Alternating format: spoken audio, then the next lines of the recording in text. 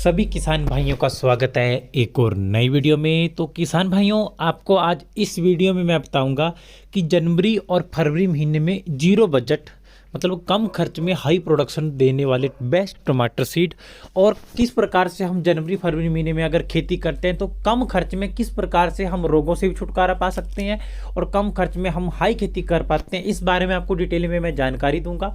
अगर आपको ये वीडियो अच्छी लगे, इन्फॉर्मेटिव लगे तो ज़्यादा से ज़्यादा वीडियो को शेयर करना, लाइक करना, कमेंट करना और चैनल को सब्सक्राइब भी जरूर करना। तो किसान भाई, जैसे आपको पता है कि जो वीडियो में आप सभी देख रहे हैं 4 सीड है हमारे। पहला है साहू, दूसरा है हिमसोना, तीसरा है 1052 और चौथा है हमारा सेमिनीज का मानिक। आपको पता है आपने मेरे चैनल पर इससे रिलेटेड काफ़ी वीडियो देखी होगी इन सीड से रिलेटेड, क्योंकि ये जो सीड है बहुत ही ज़्यादा हाई डिमांडेड वाले सीड है और बहुत ज़्यादा हाई प्रोडक्शन इनमें लगती है और कम खर्च में ये ज़्यादा से ज़्यादा प्रोडक्शन दे पाते हैं। तो जैसा कि आप सभी किसान भाइयों को पता है कि जो हमारा साहू हो गया, हिमसोना हो गया और 1052 हो गया, ये ज़्यादातर हमारे हर मौसम में हो जाते हैं। लेकिन जो साहू है और हिमसोना है इसकी खेती हम हर मौसम में कर सकते हैं। जनवरी और फरवरी महीने में हमारे ज़्यादातर क्षेत्रों में टमाटर की खेती जनवरी महीने में स्टार्ट हो जाती है और फरवरी महीने में तो ऑलमोस्ट हमारे 70 से 80% खेती हमारे टमाटर की खेती शुरू हो जाती है, क्योंकि हमारा टेम्परेचर फिर धीरे धीरे अप होने लग जाता है। तो अभी क्या है किसान भाई, जैसे हमारा जनवरी महीना स्टार्ट होने वाला है तो जनवरी महीने में टेम्परेचर होता है हमारा डाउन। ठीक है, जनवरी महीने में अगर आपका टेम्परेचर एक इस प्रकार से सेट रहता है कि टमाटर का पौधा आपका ग्रो कर पाए, धूप प्रॉपर दिन में मिल पाए, तब हमारे टमाटर की खेती बहुत बढ़िया होती है।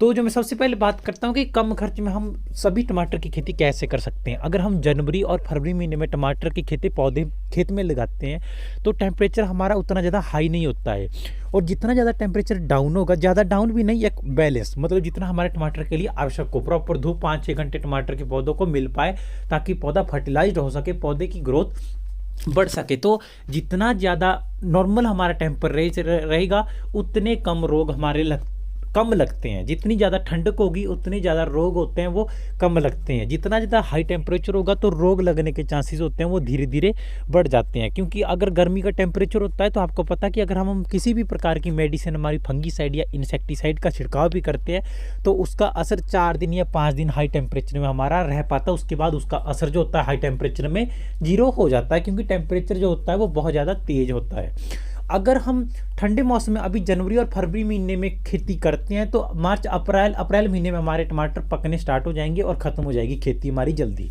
तो क्या होगा, अभी जैसे डाउन है हमारा टेम्परेचर तो एक तो रोग का खर्च होता है वो हमारा कम हो जाएगा, रोग लगने के चांसेस है वो भी कम हो जाएंगे, तो ऑटोमेटिकली हमें स्प्रे मेडिसिन का जो खर्च आता है वो हमारा बिल्कुल ही कम हो जाएगा।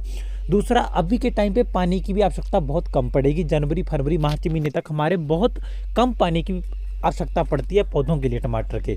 लेकिन अगर अप्रैल से बाद हम पानी की व्यवस्था करें तो हमें डेली पानी लगाना ही पड़ता है, क्योंकि तब टेम्परेचर हाई हो जाता है, तब पानी की मात्रा हमें ज़्यादा रखनी पड़ती है। लेकिन अभी के टाइम आपका एक तो पहला स्प्रे का खर्च बच जाएगा। सबसे ज़्यादा हानि हमारी और सबसे ज़्यादा खर्च होता है वो स्प्रे के कारण ही होता है, क्योंकि रोग ही इस प्रकार के लगते हैं टेम्परेचर हाई के कारण, तो हमारी खेती ऑटोमेटिकली खराब हो जाती है। लेकिन आप इस बात का ध्यान रखोगे कि अगर आपका क्षेत्र में अभी दिन में धूप बढ़िया पड़ रही है, रात को मान के चलो कि अगर आपका 5 डिग्री तक भी टेम्परेचर आ रहा है, 3 तक आ रहा है, तो नॉर्मली आपकी खेती दिन में अगर हमारा टेम्परेचर 20-25 रह रहा है तो बढ़िया आपकी खेती हो सकती है। लेकिन देखभाल आपको खुद करनी पड़ेगी। बढ़िया फर्टिलाइजर, ज़्यादा से ज़्यादा जैविक खादों का प्रयोग करो, बढ़िया ओरिजिनल स्प्रे का प्रयोग करो, जिसका कि असर अभी अगर जनवरी फरवरी में आप स्प्रे करते हो तो एक बार स्प्रे किएगा, असर कम से कम 15 दिन उसका असर नॉर्मली रहना चाहिए। ठीक है, और ऑल इन वन स्प्रे का प्रयोग करना चाहिए जो कि कई प्रकार के रोगों और कीटों का हमारा नियंत्रण कर पाए। तो 2 मेन हमारे रीजन होते हैं अभी टमाटर की खेती करने। एक तो हमारा स्प्रे का खर्च बच जाता है, दूसरा हमारा जो हाई टेम्परेचर होता है वो नहीं हो पाता जिस कारण रोग कम लगते हैं, और पानी की व्यवस्था के कारण भी बढ़िया मुनाफा हो पाता है, क्योंकि पानी में भी ज़्यादा हमारी लागत और ज़्यादा हमें देखभाल करने की कम ज़रूरत पड़ती है। तो जैसे हमारे बेस्ट सीड मैंने आपको बताया, जो अभी आप जनवरी या फरवरी मार्च अप्रैल में भी लगा सकते हैं इनको, जनवरी फरवरी में तो भी लगा सकते हैं। जैसे साहू हो गया, आपको पता है हाई डिमांडिंग वाला सीड है, इसका पता है आपको हाइट ज़्यादा नहीं जाती है गर्मी में, लेकिन जो प्रोडक्शन लगती है प्रोडक्शन के मामले में जाना जाता है, इसका नाम ही हाई प्रोडक्शन के मामले में जाना जाता है। अगर आप बढ़िया तरीके से खेती करते हो बढ़िया फर्टिलाइज़र, हर प्रकार की विशेष बातों का ध्यान रखते हो तो 6 से लेकर 10 किलो तक एक पौधे की एवरेज नॉर्मल निकल जाती है। नॉर्मली ऐसा आप सभी को पता है, ठीक है। बहुत बढ़िया प्रोडक्शन होती है, इसमें रोग भी पौधे में कम लगता है, जैसे बैक्टीरियल बिल्ट हो गया, बहुत से रोग होते हैं ऐसे जो कि कुछ सीड्स में स्पेसिफिक लगते ही लगते हैं, लेकिन इसमें इस प्रकार का कोई भी रोग हमारा नहीं लगता है। जैसे दूसरा हमारा हिमसोना हो गया, आपको पता है हाई डिमांडेड वाला है, और इसका फल भी एकदम शाइनिंग वाले होते हैं, और हाइट भी काफ़ी ज़्यादा चलती है इस पौधे की, और लॉन्ग समय के लिए ये चलता है हमारा। कम से कम ये अगर और सीड हमारे 3 महीने चलेंगे तो ये 4 महीने चलेगा, क्योंकि ये लंबा पौधा जाता है, इसका 9-10 फीट तक हाइट इसकी गर्मी में भी चली जाती है, अगर आप विशेष तरीके से ध्यान रखते हो हर चीज़ का। और बहुत ज़्यादा हाई प्रोडक्शन देता है। इसकी जो मेन खासियत है किसान भाई हिमसोना की, इसमें ये है कि जो इसका प्राइस लगता है वो हर टमाटर का, किसी भी प्रकार के टमाटर का हो, वो उससे हाई लगता है। मतलब अगर मान के चलो किसी भी सीड का साहू का क्रेट हमारा है 1000 रुपये लगा 25 kg का, तो इसका 1500 रुपये या 1400 रुपये लगा, क्योंकि इसकी डिमांड होती है, ज़्यादा होती है, फल जल्दी ख़राब नहीं होते हैं। पर लेकिन ऐसा नहीं साहू के ख़राब होते हैं, साहू की भी डिमांड होती है, क्योंकि प्रीमियम क्वालिटी का होता है साहू का। और जैसे बात करते हैं हमारी दस्तावनी होगी, आपको पता है ये भी साहू की तरह होता है, इसमें भी बहुत ज़्यादा प्रोडक्शन लगती है, एकदम से फल लग जाते हैं, इसकी भी ज़्यादा हाइट नहीं जाती है, और कम खर्च में इसमें भी हम ज़्यादा से ज़्यादा प्रॉफिट नॉर्मली हम निकाल सकते हैं, ठीक है। और इसके बाद आपको मैंने बताया सेमिनीज का, माने कि बिल्कुल सेम टू सेम बायोडेटा हमारा हिमसोना की तरह, इसकी हाइट भी बहुत ज़्यादा जाती है, बहुत बढ़िया सीड है। इन चारों सीड का अगर आप अभी प्रयोग करना चाहते हैं तो प्रयोग कर सकते हैं जनवरी फरवरी महीने में। अभी लो टेम्परेचर है तो रोग लगने के चांसेस खुद ही कम है, पानी की व्यवस्था भी ज़्यादा आपको करने की भी आवश्यकता नहीं पड़ेगी, बाद में आप कर सकते हैं जब बेड़ का लगाने की आवश्यकता आपको पड़ेगी। तो इन बातों का आपको किसान भाइयों विशेष ध्यान रखना है। जो मैंने आपको ये जानकारी दी, आपको अगर इन्फॉर्मेटिव लगी कमेंट करके जरूर बताना, और कोई और भी आपकी इन्फॉर्मेटिव जानकारी आप चाहते हो, या कोई आप वीडियो चाहते हो कि इसके ऊपर वीडियो बनाओ, या कोई रोग है किसी के बारे में आप चैनल पर जाए, आपको वीडियो जरूर मिलेगी। अगर नहीं मिली तो मेरे को कमेंट करो, मैं वीडियो बनाने की ट्राई करूँगा।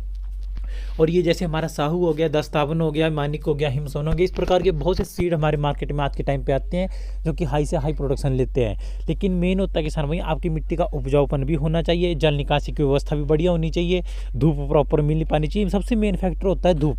अगर धूप प्रॉपर पौधे को नहीं मिल पा रही है या कम समय मिल पा रही है तो हमारा पौधा जो होता है वो ग्रो नहीं कर पाता है, उसमें ज़्यादा से ज़्यादा रूट्स नहीं निकल पाती है, ठीक है। और वो हमारा पौधा ऐसे ही रह जाता है ढीला ढीला सा, और उसमें पतला सा पौधा, उसमें ना टहनियाँ निकलती है ज़्यादा, ना उसमें फ्लावरिंग होगी, ना पत्तों में हरियाली होगी। तो उस कारण वो पौधा धीरे धीरे ग्रो नहीं कर पाता है, ना ही उसमें फ्लावरिंग पड़ती है। अगर प्रॉपर धूप पड़ती है तो मैं लिख कर देता हूँ किसान भाई, कभी भी आपको ग्रोथ जनरेटर जो हम फूल आने के लिए मेडिसिन का प्रयोग करते हैं उसका आपको कभी भी प्रयोग करने की आवश्यकता नहीं पड़ेगी। तो आपको इन सभी बातों का विशेष ध्यान रखना है, क्योंकि जरूरी नहीं है आपको कि जो हमारे केमिकल आते हैं उन्हीं के ऊपर डिपेंडेंट रहना है। जैविक खादों का प्रयोग करो, और विशेष तरीके से जैसे हमारे आसपास पेड़ पौधे नहीं होने चाहिए, खेत में खरपतवार नहीं होना चाहिए, इन बातों का आप ध्यान रखोगे, पेड़ पौधे नहीं हो तो जो हमारे कीट पतंगे होते हैं वो कम हमारी खेती की तरफ अट्रैक्ट होंगे, क्योंकि ज़्यादातर ये इसी चीज़ों में रहते हैं हमारे जो कीट पतंगे होते हैं, जो भी हमारी खेती को प्रभावित करते हैं, जैसे एफिडस हो गया हमारा, या लीफ माइनर हो गया, बहुत से ऐसे कीट होते हैं छोटे छोटे, ठीक है। तो आपको इन सब बातों का किसान भाइयों विशेष ध्यान रखना है, और आप बढ़िया तरीके से टमाटर की खेती करो, मेहनत करो किसान भाइयों, बढ़िया आपको प्रॉफिट होगा। हो सकता है किसान भाइयों कि बहुत से मेरे छोटे किसान भाई हैं जो अभी नए नए मार्केट में आ रहे हैं, मतलब नई नई खेती में आ रहे हैं, तो ऐसा नहीं करना है आपको कभी भी बहकावे में आकर कि एकदम से 1 एकड़ 2 एकड़ में टमाटर की खेती लगा लीजिए। कभी भी आपको कोई भी काम करना हो तो एक छोटे पैमाने से धीरे धीरे स्टार्ट करो। हर स्टेप एक बार आप थोड़े से पहले मान के चलो, आधे एकड़ में टमाटर लगा के देखो, उसमें देखो कि किस प्रकार के रोग लगते हैं, किस प्रकार का टेम्परेचर रहता है, किस प्रकार की आपको क्या व्यवस्था करनी पड़ती है, उसके बाद फिर लगाओ, ठीक है। तो इन बातों का विशेष ध्यान रखना किसान भी। तो मिलते हैं किसी नई वीडियो में।